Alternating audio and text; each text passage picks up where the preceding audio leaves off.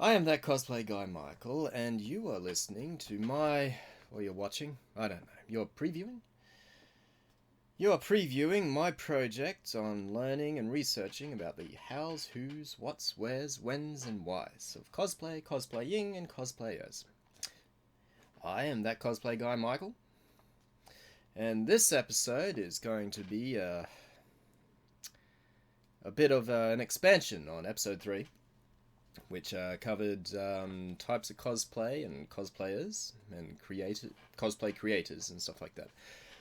Because while I was researching for terms and phrases and doing marking up a calendar for Australia's costuming events, I came across even more types of cosplay creators and types of cosplay that I had not previously listed. So I'm going to, I have set up this mini DLC, downloadable content episode, to put on the attached to episode 3 to further add to the list. Because if you guys recall, back in episode 3 that I did indeed say that this list is ever expanding. People create brand new things all the time. As with the nature of cosplay and constructive arts in general and stuff like that, there will be new and fascinating things even after this list. So this list is always growing. See? I did say that. You gotta listen to me. I mean, I say things. I drink coffee and know things. And today's coffee is iced coffee because it is cold today. It is colder than a sibling with ice powers. Frozen reference. And no, I will not let it go. The rest of the world doesn't. So why should I? Did you know that they're doing a live action thing soon? Anyway, moving on. Alrighty. Additional types of cosplay creators. We have printers. A type of cosplay creator who specializes in the use of 3D printers to create costumes or prop pieces. Of course, it goes without saying that this type of cosplay creator arose with when 3D printers entered the general consumer market. We have Foamsmith, a type of cosplay creator who specializes in the use of Warbler and EVA foam to create costume and prop pieces. So again, just like the printers, the Foamsmiths came out when Warbler and EVA foam entered the general market. People started specializing in these things, and they became specialized professionals, and there was small communities based specifically around the skills of Warbler and 3D printing, and yeah, it's great. Okay, then we have shoppers, a cosplay creator type of shoppers, a type of cosplay creator who specializes in acquiring their costumes and props or assembling their costumes and props by purchasing them from other vendors or stores. While most cosplayers will end up purchasing certain pieces of their costume anyway, simply because not everyone can be a jackalope of all trades. Just because you can sew a good dress does not necessarily mean you would be able to mold plastic into a nice sword or wand. So you go buy the wand or you go buy the sword while you create the dress. But shoppers buy everything. They assemble everything. And unfortunately, there's a bit of an elitistic attitude that's pretty much stemmed from the people that create their own stuff against people that shop. They have the view that cosplay should be all handmade, which I suppose back in the masquerade and fan costuming era they were. So I guess with that argument they could be considered traditionalists or purists in the cosplay culture. But No, no. I mean, not everyone has the same skill set. Not everyone has access to the same materials or privilege that people that can create costumes have. So yep, shopping and buying your items is a legit way to create your costume. It doesn't make you lesser. It doesn't make you better. It's it just is. So yeah, cosplay. Golden rule of cosplaying is to have fun. So don't tell other people how they should be having fun. So anyway, shoppers, legit form of cosplay costume creation. Alrighty, that's okay. Those three are the new forms that I've discovered for cosplay creation. We have back in my list of associating cosplay jobs. I made a mention about photography, the photographers, being like a symbiotic relationship with costumers and yeah. So like people that make the costume want to be photographed, but so they need a photographer, and photographers want something to photograph, and so they have models in costumes, stuff like that, or cosplayers. I've discovered that there is actually a specific photographer called a cosplay photographer. It's a subcategory of portrait photography where the photographer specializes in photographing cosplayers or cosplay. A cosplay photographer differs. A cosplay photographer differs from the average portrait photography in that a cosplay photographer will be knowledgeable of the needs of the cosplay community and the importance of knowing the character that they are photographing. So they will do research. While a portrait photographer, I'm basing on stereotypes here. There's always exceptions. Humanity, there's always exceptions. But generalizing, a stereotypical portrait photographer will they will set up a backdrop or a photo set, and yeah, everything is standardized and stuff like that. Nothing is built specifically for the individualized costume or character that they are photographing. A cosplay photographer will specialize their set or their photography project around whatever character they are shooting. So yeah, they will be aware of the lighting requirements for wigs and exotic and sometimes eccentric material that is used in the costume. They work with the cosplayer pre-shoot to confirm character poses and backgrounds. Some characters have iconic poses. So everything is specialized to the character. Usually a photo set for a Sailor Moon will not be the same as a photo set for Goku, or a photo set for Power Rangers, or a photo set for Darth Vader. Each one will be altered specifically to cater to the character's needs, to tell a story, etc. It's more I guess it's more themed photography, thematic. What else do we have here?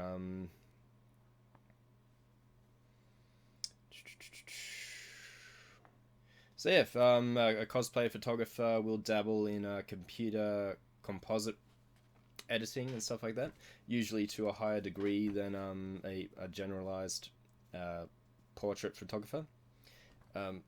By which, yes, both of them will be adjusting color balance and lighting, and they might edit or alter the body or a photo set, stuff like they might remove a splodge or somewhere there. But a cosplay photographer would also have to edit in like an energy beam, or add in a spaceship here, or yeah, this a bit more I don't want to say eccentric, but I'm going to say eccentric. Eccentric photo editing. Or colourful. I don't know. Animated? I don't know. Again, it's fandom. Geeky. It's a lot more geeky than standard artistic portrait photography. Yeah. I don't know. I should probably stop before I start insulting portrait photographers. I mean, either way, same skills and stuff like that. They all have to same equipment. They all have to learn the same, and it's not easy. The same level of photography class and skill and stuff like that. It's just specialized type. Rambling. Moving on. Alrighty. And here we have more types of cosplay. We have puppetry cosplay. Puppet costumes are, by definition, any cosplay costume that involves the use of puppetry, be it by hand or animatronic.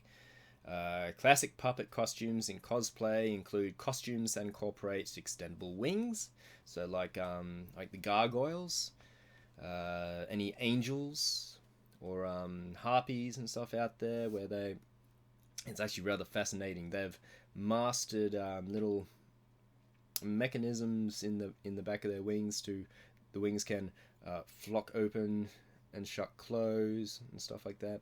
The more advanced ones can actually move the wings like a limb.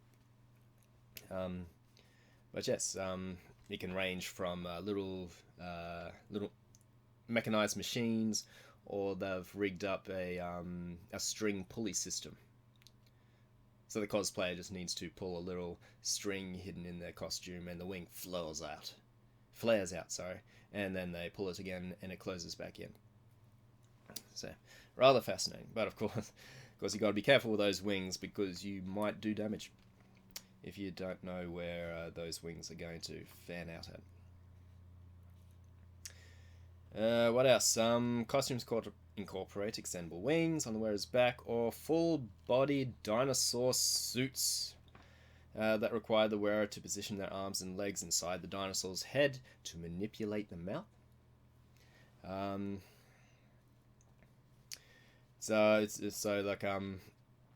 For those of you that know of the Walking with Dinosaurs stage production and stuff like that, basically they have huge Jurassic Park dinosaur costumes, like a T-Rex or a Velociraptor, and there's a person inside that all dressed completely in black so that you can't see them.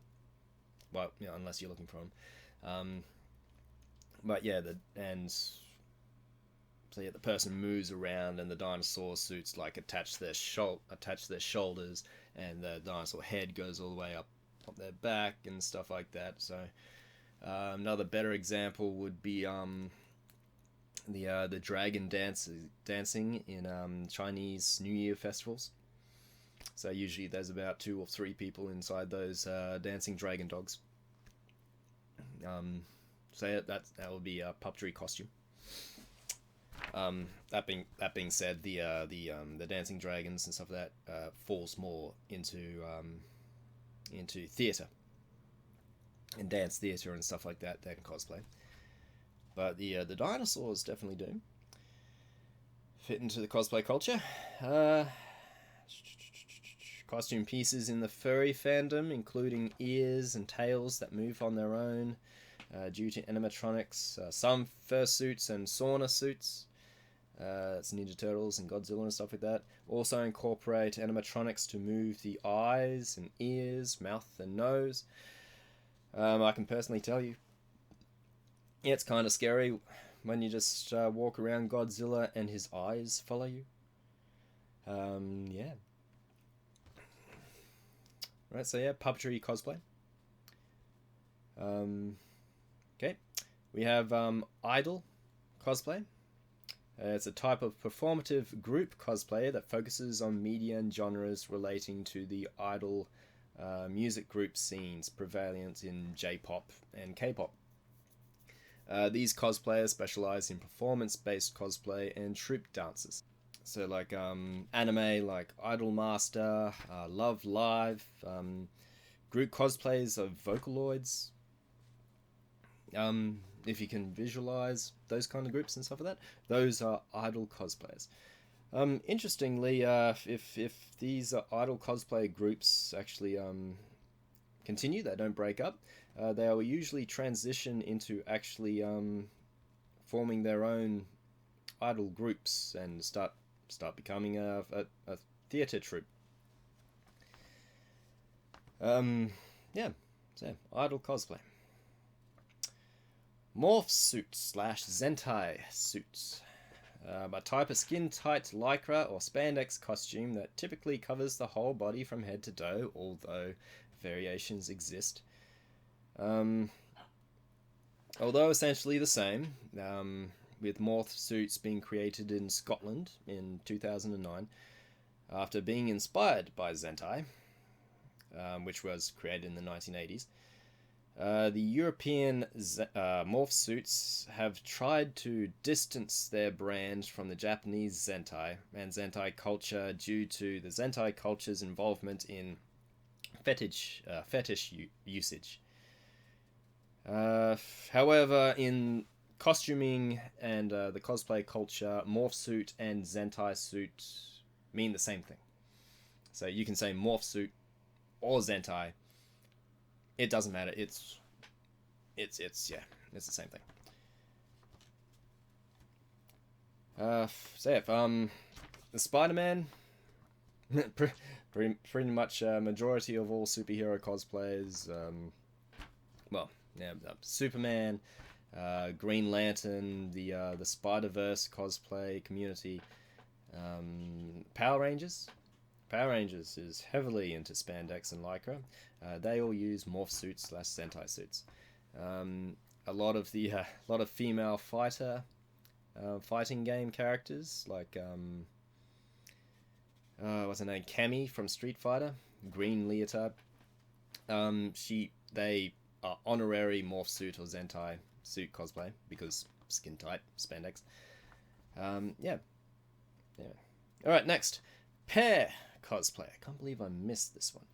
Pair cosplay, a type of group cosplay where two cosplayers cosplay two characters who are partnered in some way, but not in a romantic sense. Previously, I listed couple cosplay, which was a type of group cosplay, two cosplayers, two characters who are linked romantically. Pair cosplay is not linked romantically. This can mean hero and sidekick duos, Batman and Robin. Friends, so like Jesse and James from Team Rocket. Enemies, Goku and Vegeta. Rivals really. Goku and Vegeta are rivals. We've Captain America, Winter Soldier, Sosuke and Naruto. The old ones, Rocky and Bullwinkle, which are actually going to fursuit territory. But yeah, not romantically linked. So like Rey and Kylo Ren would be a couple cosplay, but wouldn't be a pair cosplay. A pair cosplay would be Han Solo and Chewie. Yeah. Anyway, that brings us to the end of this little DLC tidbit to add on to the end of episode 3. As my research continues, I'm probably going to find even more. In which case, I'm going to have to create another mini episode to add on to the end of episode 3. So I think this is episode 3 of episode 3? 3.3? Because, yeah, I had to cut episode 3 in half, so technically that was 1 and 2. Anyway. I mean, I've yet to find if there's an actual term for those people that that modify cars and vehicles to resemble pop culture cars and vehicles. The guys, girls that make the Batmobiles, that recreate the DeLoreans from Back to the Future. Yeah. And I've recently discovered that there's actually people that restore, well, not restore. They reenact entire houses and turn them into locations previously only found in fiction. So yeah, you got there's a in Australia there's a Bluey. There was a Bluey house. Someone decided to try to recreate the house from the kids animation show Bluey and make it in real life. But yeah, I've yet to find an actual term for that. So if there is a term for that, please let me know. Remember, more additional information is can only help this project and help me to help you, kind of way. That is the point of this project, to find and discover and present the hows, whos, whats, wheres, whens, and whys of cosplay, cosplaying, and cosplayers. Welcome to the wide and wonderful world of cosplay. Anyway, I'm rambling. I shall let you get back to whatever it is that you're doing. Yeah. And remember that Silent Green is people. I'll catch you around later. Bye.